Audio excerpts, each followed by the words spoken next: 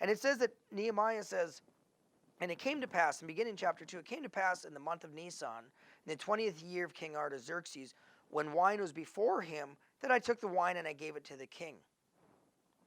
Now, if you look at the calendar and you compare the Jewish calendar to our calendar, there was about 4 months that had transpired in which Nehemiah was praying, and at different times he was fasting, and this issue was heavy upon him.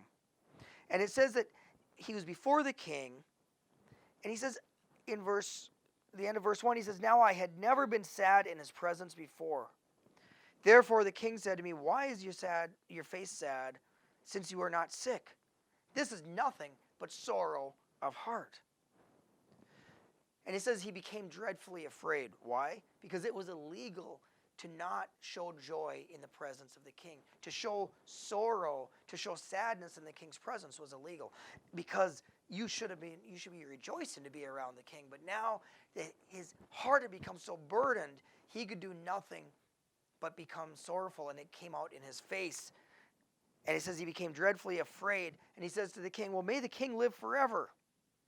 Why should my face not be sad when the city, the place of my father's tombs, lies waste, and its gates are burned with fire?" Then the king said to me, "Well, what do you request?" So I prayed to the God of heaven. So he had been praying for 4 months as a result of information that he had received. And the burden in his heart began to grow. And this interaction between the king and Nehemiah that we're about to look at is very interesting, because it shows that during that period of prayer, Nehemiah was also beginning to plan. Because it says, "What do you request of me?" the king had said to Nehemiah.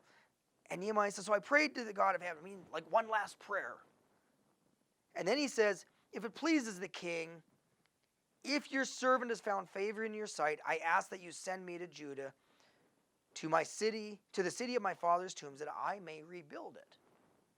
So he already had an answer. He had already been developing, as a result of the burden that had come upon him through prayer. As a result of that information, he began the process of a plan, and he realized that the end result that he wanted to see was Jerusalem rebuilt, so that the reproach is gone and it can be restored to the fullness of what God had intended it to be. And he began to get a picture in his mind of what the end result might look like.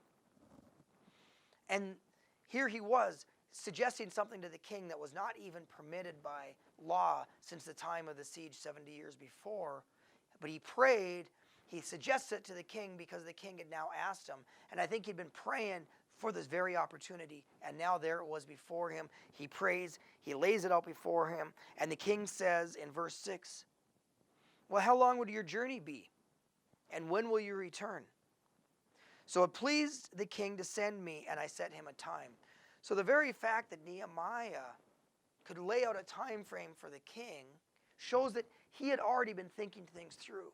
That should God open the door for him to go, this is what would be entailed, and this is maybe how long it would take me to go and to be able to come back.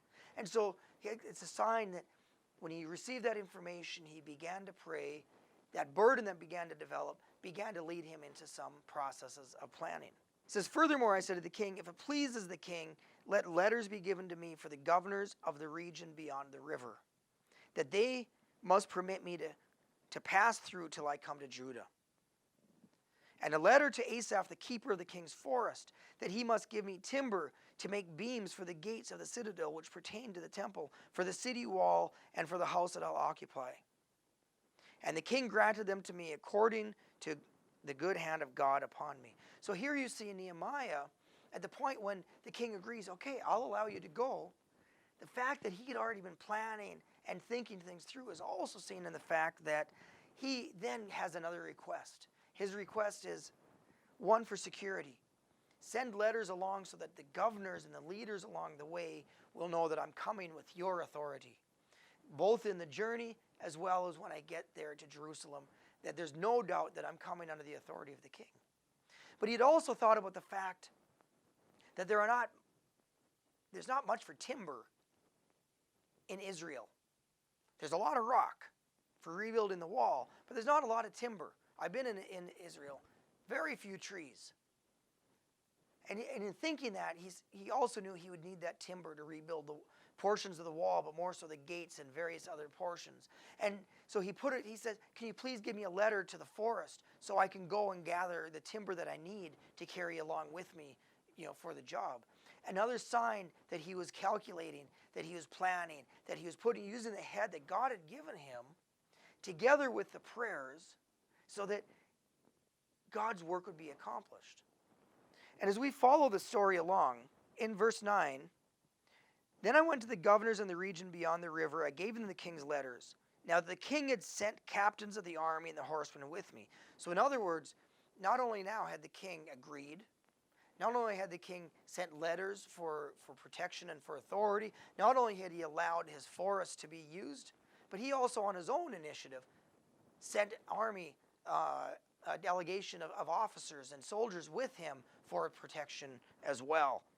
And again, that shows the God's provision up and beyond even what Nehemiah had requested.